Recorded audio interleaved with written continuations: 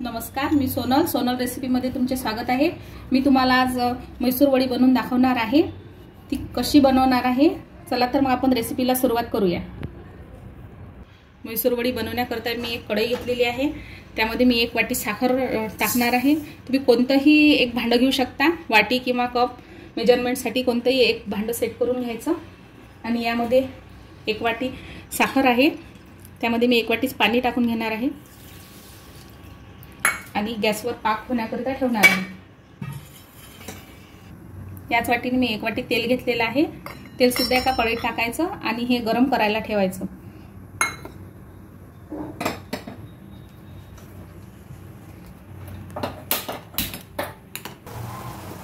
आपल्या पाकाला छान उकळी आलेली आहे। साखर विरघळेपर्यंतच आपल्याला पाक करून घ्यायचा आहे, फक्त असं काहीतरी 2 मिनिट।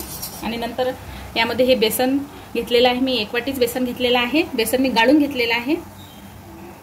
यामध्ये हे बेसन टाकून द्यायचं आणि हात आता सतत चालू ठेवायचा।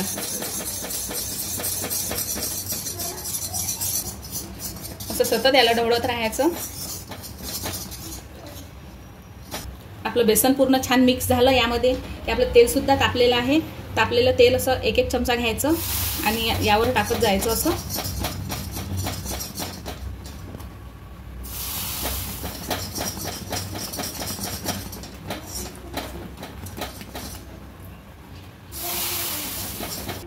ही सर्व प्रोसिजर करताना गॅस हा मीडियम ठेवायचा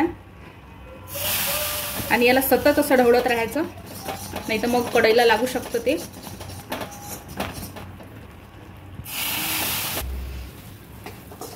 असं झालं म्हणजे समजावं हे पूर्ण तेल याला लागलेलं आहे।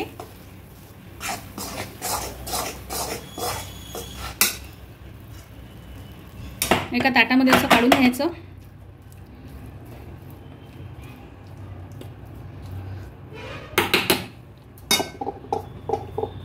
हे मिश्रण थोडं गरम असताना त्याला असे हलके कट करून घ्यायचे, कारण ही वडी लवकरच सेट होते, त्यामुळे त्याला मग अशी काप पडत नाही।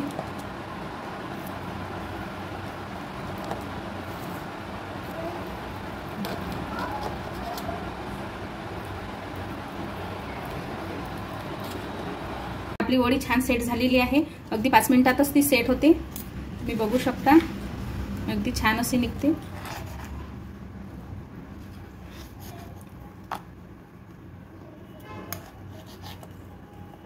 मी एक तुम्हाला तोडून सुद्धा दाखवते। अगदी स्मूथ अशी वडी झालेली आहे।